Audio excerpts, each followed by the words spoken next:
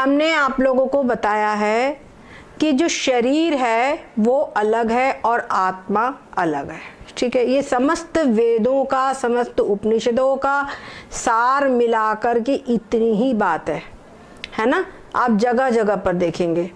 तो हमारे यहाँ पर एक बार की बात है, भगवान जो हमारे कार्तिकेय जी हैं, कार्तिकेय जी एक बार भगवान श्री अवधूत दत्तात्रेय जी भगवान के महाराज के पास गए और उनसे कहा कि हमें कुछ आत्मविद्या का उपदेश दो।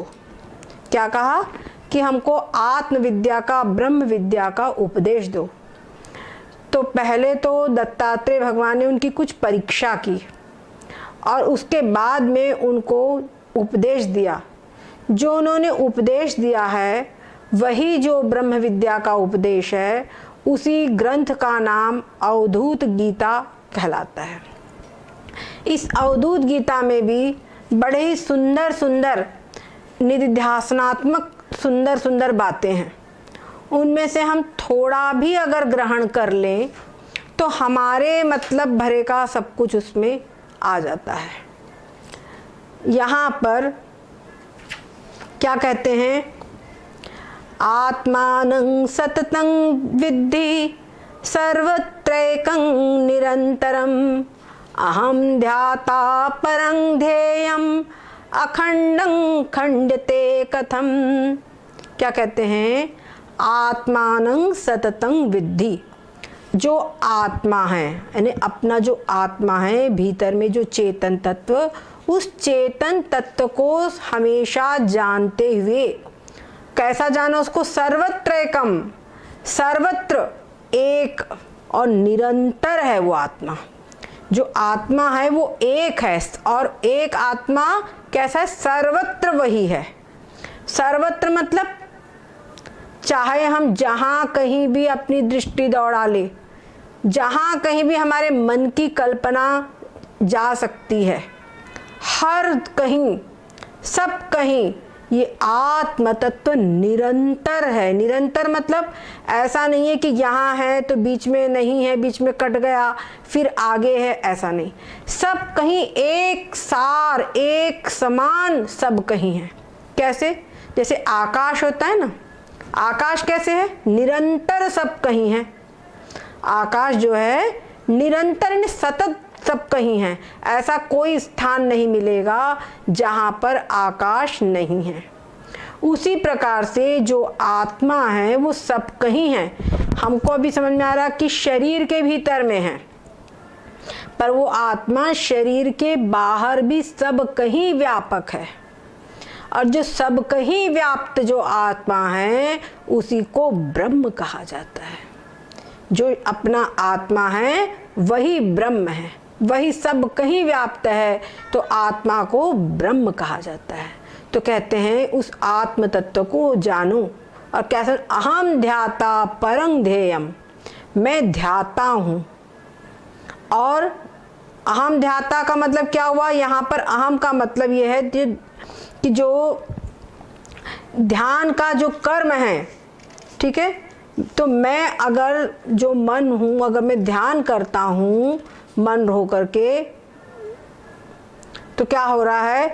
तो ये जो आत्मा है वही एक, जो आत्मा जो मैं हूँ वही मैं परम ध्येय हूँ। मैंने ऐसा जिसका ध्यान करना चाहिए वो परम ध्येय एकमात्र मैं ही हूँ। और वो कैसा हूँ? अखंडम। और मैं कैसा हूँ? अखंड हूँ मैं। अखंड मतलब कहीं मेरे इसमें खंड नहीं है। खंडते कथम, और उसका अखंड जो है उसका खंड कैसे करोगे? जैसे संपूर्ण पृथ्वी जो है वो एक ही है। संपूर्ण पृथ्वी वास्तव में एक ही है, अखंड है। उसको हम बाउंड्री लाइन बना बना के ये भारत है, ये पाकिस्तान है, ये अमुक देश है, और भारत के अंदर में ही ये अमुक, ये उत्तर प्रदेश है, मध्य प्रदेश है, ऐसा हम कटिंग कर देते हैं। पर ऐसी कटिंग करने से, बाउंड्री लाइन बना देने से क्या पृथ्वी के भाग हो जाते हैं? बताइए, क्या पृथ्वी के भाग हो जाते हैं? चाहे अपन जितना भी उसको कर लो, पृथ्वी तो नहीं कट जाती बीच बीच में। उसी प्रकार से जो आत्मा है उसको उपाधि रूप से आप ये जीव है, ये ईश्वर है, ये पत्थर है, जैसे जैसे पृथ्वी है वो वास्तव में एक ही है, तो उस पृथ्वी को हम अलग अलग खंडों में नहीं काट सकते। केवल एक हम बाउंड्री वाल बना देंगे, लेकिन वो बाउंड्री वाल जो बनेगी, वो जो डिवीज़न हुआ है वो क्या हुआ, कल्पित है। वो सब जो हम बोल रहे हैं ना कि ये राज्य वो राज्य, सब हमारी कल्पना है केवल मात्र, पर वास्तव में पृथ्वी के खंड नहीं होते। जैसे आकाश है, आकाश में हम कई घड़े रख दें, आकाश में हम कई घड़े रख दें तो हर एक घड़े में आकाश होगा और उसको घटाकाश कहा जाएगा। कहीं सुराही रखिए तो सुराही काश कहा जाएगा। और अलग अलग जैसे मठ है, ग्रह है तो ग्रहाकाश, मठाकाश, ऐसे अलग अलग नाम हो जाएंगे। लेकिन क्या आकाश का वास्तव में खंड होता है? क्या आकाश वास्तव में अलग अलग खंडों में बंट जाता है? नहीं बंटता। ठीक उसी प्रकार से जो आत्म तत्व है, जो चेतन तत्व है, वो भी अनेक जीव रूपी उपाधि है, ये ईश्वर है ऐसी उपाधि है, लेकिन अनेकों उपाधि होने पर भी आत्म तत्व का बंटवारा नहीं हो सकता, क्योंकि आत्म तत्व कैसा है, अखंड है। इस प्रकार से समझे। तीर्थे वान्त्यज गेहे वा यत्र कुत्र मृतोऽपि वा न योगी पश्यते गर्भं परे ब्रह्मणि लीयते। कहते तीर्थे, तीर्थ में, अथवा किसी अंत्यज गेह में। कोई अंत्यज होता है समाज में, जैसे कुछ अंत्यज जाति मानी जाती है, तो वहाँ पर कहते कोई भी व्यक्ति जैसे प्राण त्यागने की बात होती है तो क्या सोचेगा, पवित्र स्थान में प्राण त्यागे। प्रायः लोग सोचते हैं कि वाराणसी में, क्योंकि वहाँ क्या कहते काशी मरणान मुक्ति है ना, कोई तीर्थ में किसी के प्राण छूट रहे हैं, कुछ हो रहा है तो बोलेंगे आज एकादशी के दिन उसके प्राण निकले, बड़ा पुण्यशाली था।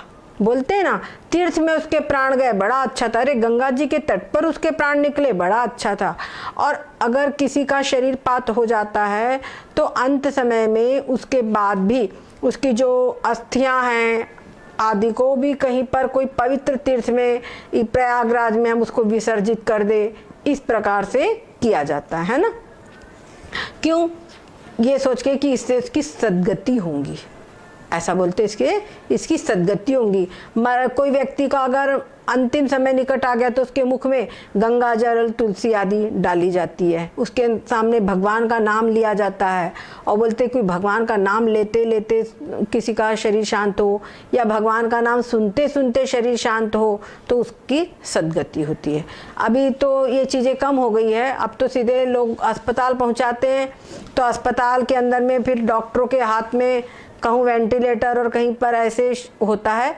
लेकिन पहले के समय में अगर मालूम हो गया कि कोई घर में बहुत बूढ़ा है और समय मतलब अब ज़्यादा नहीं है इनके पास में, तो हमको याद है हमारे घर के पास में एक बहुत बुजुर्ग थे, मतलब अच्छे उम्रदार व्यक्ति हो गए थे, तो एक पंडित जी नित्य प्रति उनको भागवत सुनाने के लिए बुलाए जाते थे। वो पंडित जी रोज उनको भागवत सुनाते थे नियम से।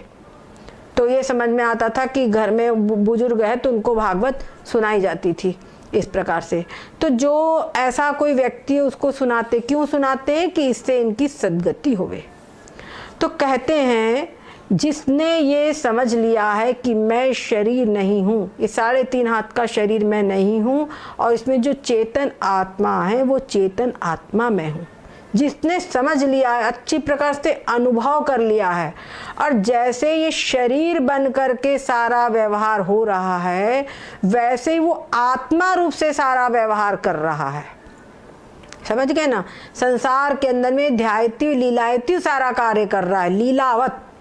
ऐसा जो महापुरुष होता है, ऐसे महापुरुष बिरले ही होते हैं। भगवान श्री कृष्ण ने भगवद गीता में कहा ना, क्या है, मनुष्यानाम सहस्रेषु कश्चित् यतति सिद्धे। मनुष्यों में जो सहस्त्र होते हैं उनमें से कोई एक इस आत्म तत्व को प्राप्त करने के लिए प्रयास करता है, और जो प्रयास करते हैं उनमें से भी कोई एक मुझको तत्व से जानता है। समझ गए, बड़ा कठिन है। और कहा गया है वसुदेव सर्वमिति स महात्मा सुदुर्लभ। क्या समझे? वसुदेव सब कहीं हैं, भगवान सब कहीं है, मेरा आत्मा ही सब कहीं है, ब्रह्म ही सब कहीं है, ऐसा सर्वत्र ब्रह्म दर्शन करने वाला जो महात्मा है वो सुदुर्लभ है। सुदुर्लभ का मतलब क्या होता है? एक तो होता है दुर्लभ। दुर्लभ हम जानते हैं ना, दुर्लभ क्या होता है? एक शब्द है दुर्लभ और दूसरा शब्द उसमें सु लग गया है, उपसर्ग, तो सुदुर्लभ यानी दुर्लभ से भी दुर्लभ। समझ गए? जो यानी अत्यधिक दुर्लभ है, वेरी रेयर। ऐसा जो महात्मा है जो सब कहीं ब्रह्म दर्शन ही करता हो वो सुदुर्लभ है, अत्यंत दुर्लभ है। और भगवान ने क्या है? ज्ञानी त्वात्मे मेमतम। ऐसा जो ज्ञानी है वो मेरी आत्मा है। समझ रहे? वो ज्ञानी मेरी आत्मा है। यानी आत्मा का मतलब क्या हुआ? जो अपना अत्यंत प्रिय होता है, जो अपना अत्यंत प्रिय है उसको बोलते हैं कि ये मेरी आत्मा है, मतलब मेरा बहुत प्रिय है।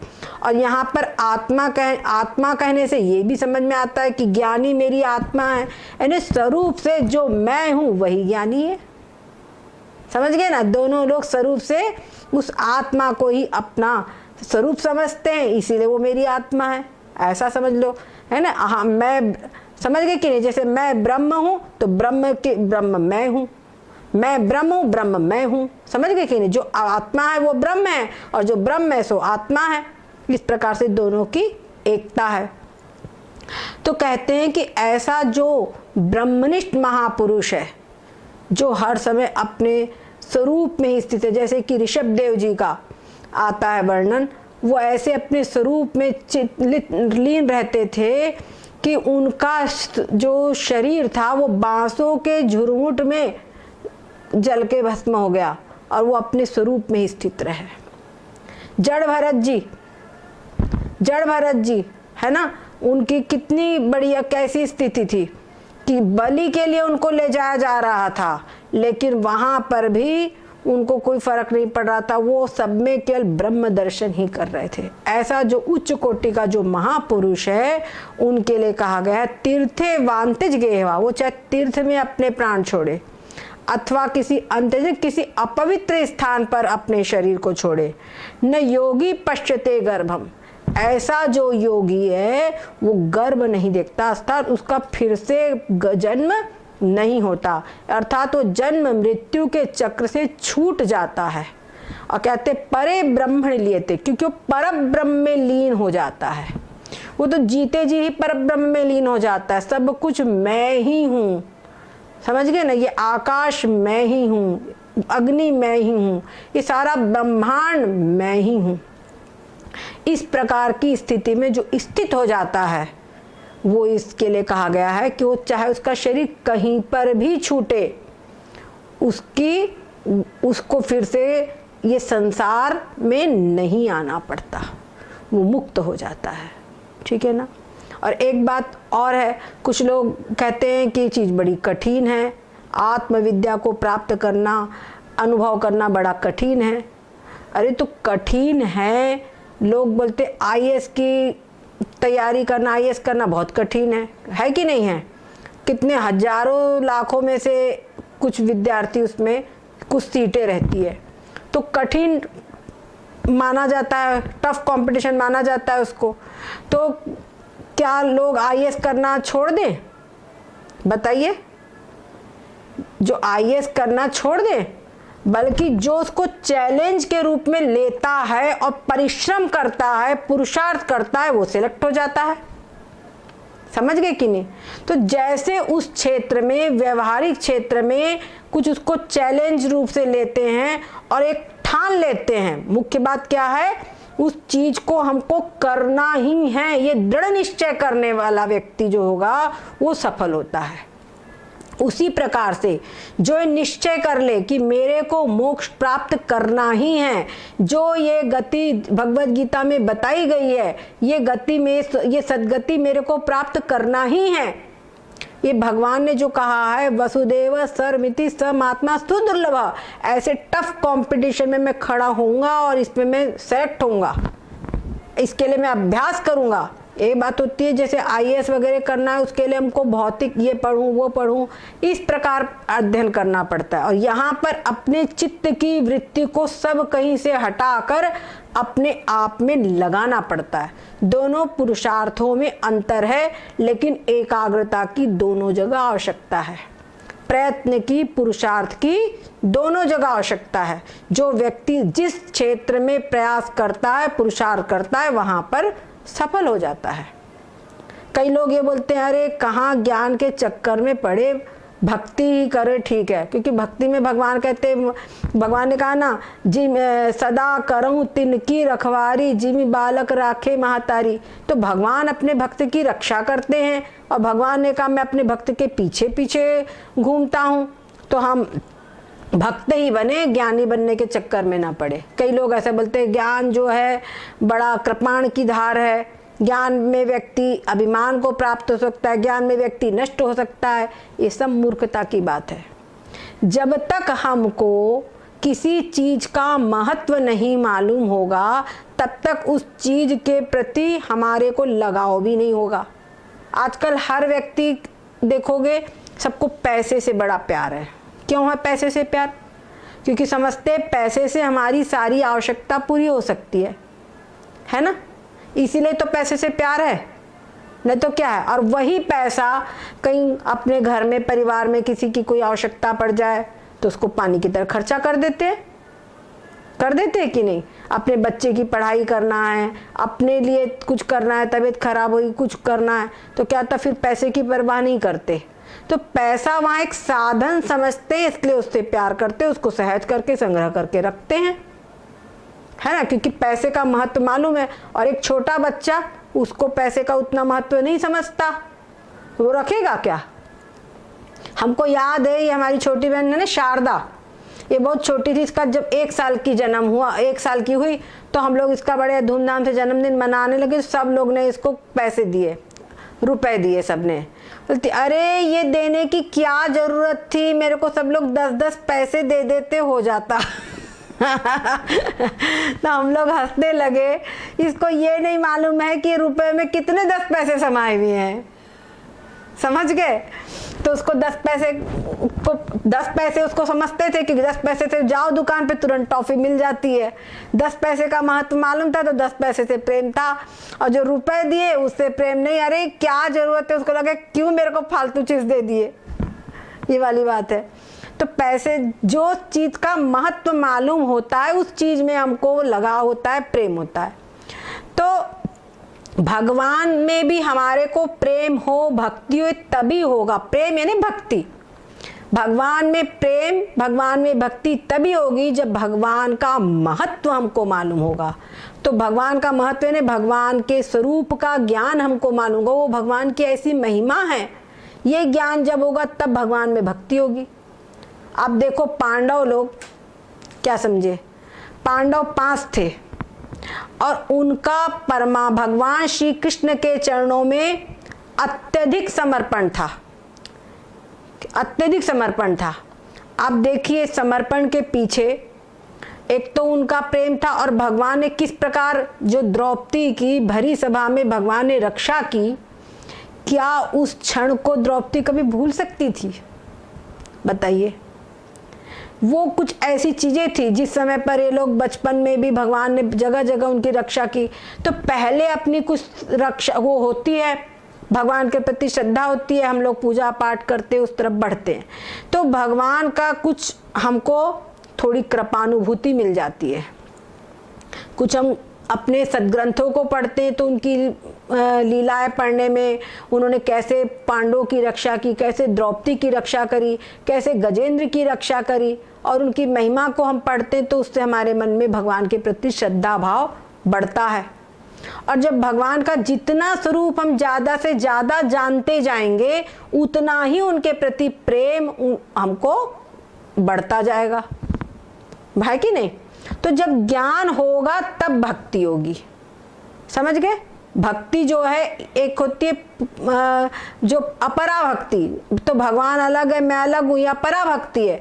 पर जब ज्ञान हो जाता है भगवान के स्वरूप का, जब ज्ञान हो जाता है तब परा भक्ति होती है, यानी भगवान से परे कुछ भी नहीं है। आई बात?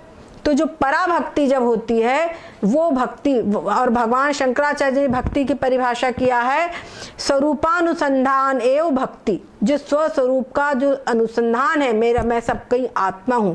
तो भगवान का स्वरूप ये आत्म तत्व ही है। भगवान के दो स्वरूप है, एक है साकार सगुण साकार और एक है निर्गुण निराकार। तो जो हम भगवान की राम जी है, कृष्ण जी है, गणेश जी है, दुर्गा जी है, सूर्य भगवान है, आदि आदि के रूप में जो भगवान का हम पूजन आदि करते हैं वो भगवान की साकार भाव से भक्ति है, साकार रूप की भक्ति है।